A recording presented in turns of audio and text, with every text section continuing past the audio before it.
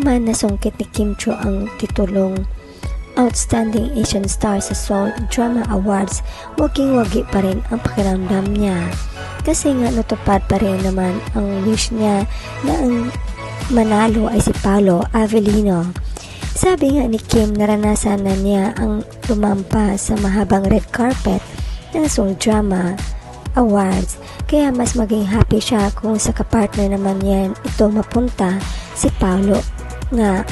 Ito to my dearest at Team KCG official family, Kimmers, thank you from the bottom of my heart for all your love, time, effort, and unwavering support during this year's Seoul Drama Awards.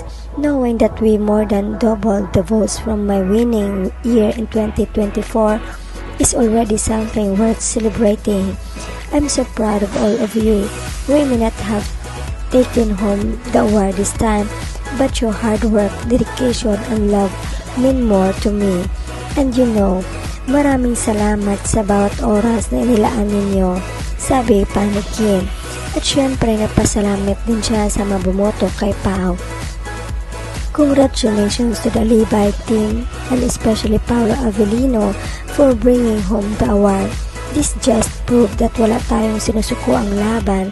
Fighting, Aija. I love you all so much. Thank you for always being my best support system, sabi ni Kim. Anyway, abang-abang na rin syempre ang mga fans sa maging look ni Paolo sa red carpet sa October 8 na sa KBS Hall in Seoul, South Korea. Well, ang daming ngang ganap kay Kim ngayon. Heto nga at gulat na naman siya sa ginawa na isang funny na Anton ang pangalan, na kung saan ay pinatato ang mukha niya sa balat nito. Hala, ba't umabot tayo dito?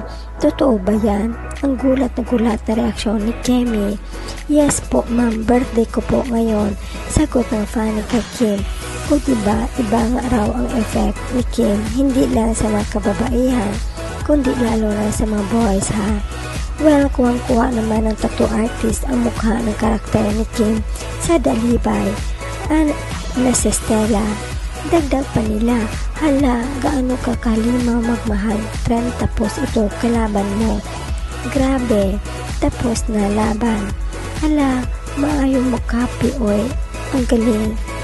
Na-notice din Kodos na nagpatato, tatak alegria, pinagpapantasyahan. Diyos ko po, ang daming obsessed kay Kim.